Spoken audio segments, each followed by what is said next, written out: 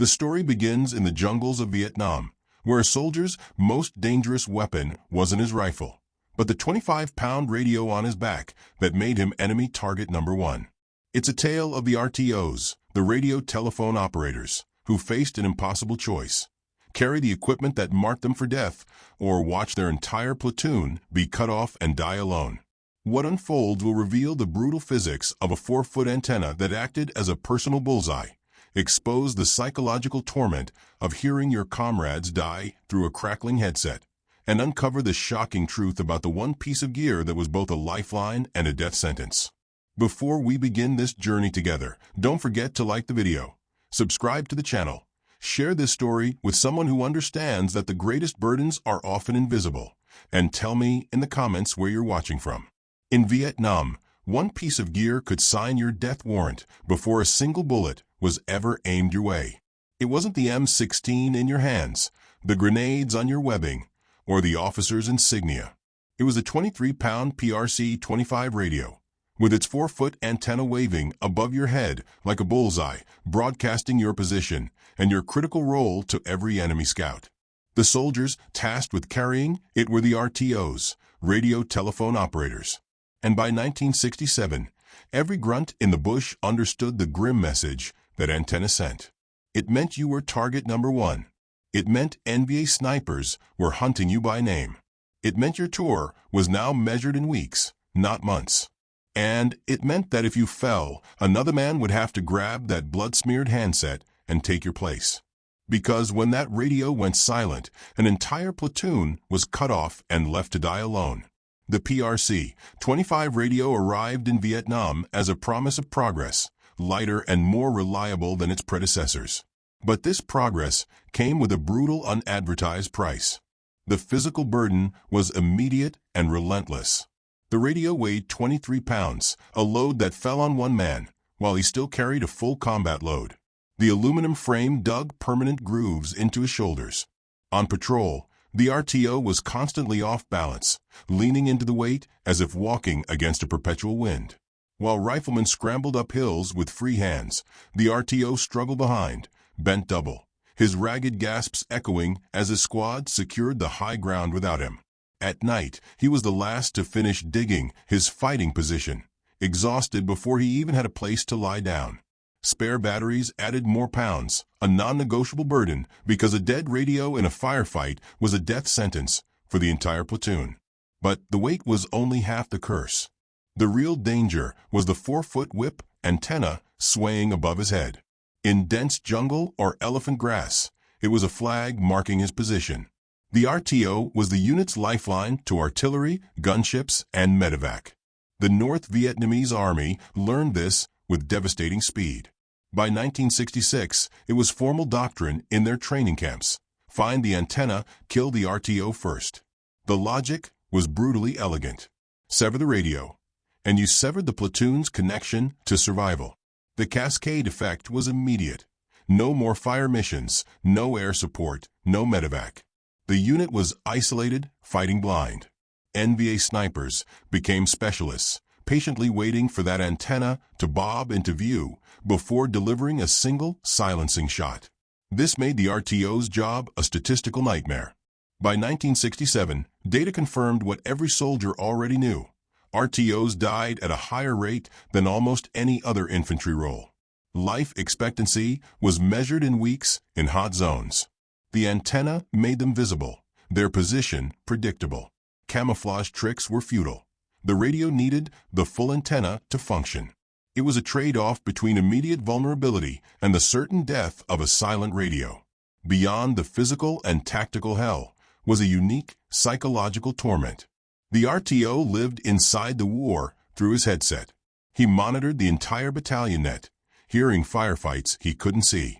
He learned to recognize voices from other companies, only to hear them one day screaming for a medevac that might not come, and then disappear from the net forever, replaced by a new, fumbling voice. He was an auditor to the war's collective trauma, absorbing desperate pleas and the sound of men dying through his earpiece. These sounds, the static, the squelch, the crackle of panic, would be burned into his memory for life. When an RTO fell, time fractured. The firefight raged, But for 3 seconds, every nearby soldier hesitated. Picking up the radio meant inheriting the target. Yet, someone always did. They would wipe the blood from the handset, key the mic with shaking hands, and strap the dead man's burden to their own back. There was no time for fear. A unit without a radio was a unit that died alone. This was the grim, unspoken contract. There was no glory in the job, only a brutal calculation. One man accepted the target on his back so that 30 others had a chance. Riflemen knew this, and a quiet respect grew. They would try to shield the RTO in a firefight, knowing he carried their collective lifeline. The real reason men kept picking up the radio was not heroism, but a profound obligation to the men beside them. The RTO knew his squad mates, their voices, their hometowns, their dreams. He was the one who would call in their medevac, who would summon the artillery to save them. That dependency created a responsibility that outweighed the terrifying math of his own survival. After a firefight, as adrenaline faded, the RTO would sit with the handset in his lap, feeling the weight of what he had just done. He had kept the frequencies clear. He had gotten the coordinates right. He had carried the burden one more time. Tomorrow, he would do it again. When the last American troops left Vietnam in 1973, the PRC-25 radios were crated and replaced. But for the men who had carried them, the war never truly ended.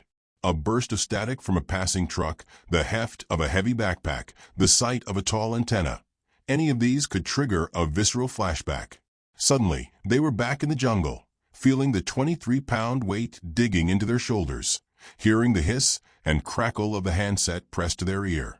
The radio had become a part of them, a ghost limb of war that never faded. For these RTOs, reunions were a sanctuary. In VFW halls, they could finally speak the unspeakable. They recalled specific call signs and voices from the battalion net that had haunted them for decades. They talked about their hands shaking as they relayed coordinates for their own wounded, and the chilling sound of a frequency going dead mid-transmission.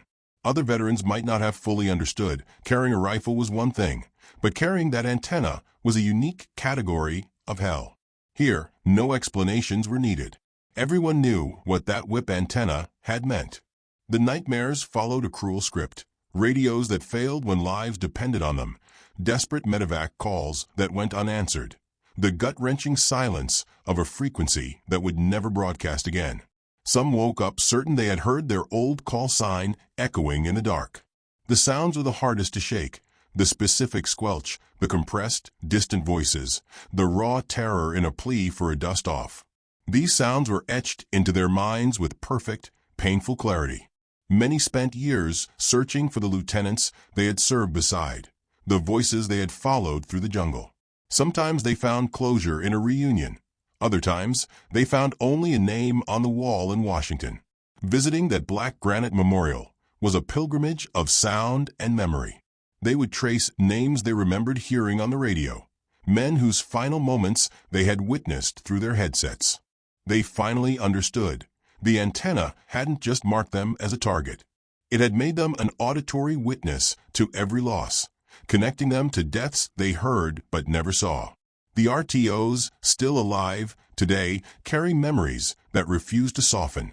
They can still feel the phantom weight of the handset, still recall the first time they had to call in coordinates for a dying friend, still hear the hiss of static that always seemed to precede tragedy. What they carried was more than 23 pounds of gear. It was the weight of connection when disconnection meant death. It was the burden of being the voice that called for help, knowing it might not come in time. It was the awful knowledge that their antenna was a visible death sentence, and accepting it anyway, because without them, everyone died alone. The radio is now a relic, its technology obsolete. But the men who carried it still feel its weight on their shoulders. They still hear the voices in the static. They still remember the cost of being the one who carried the radio. A death sentence you could see coming from 100 meters away.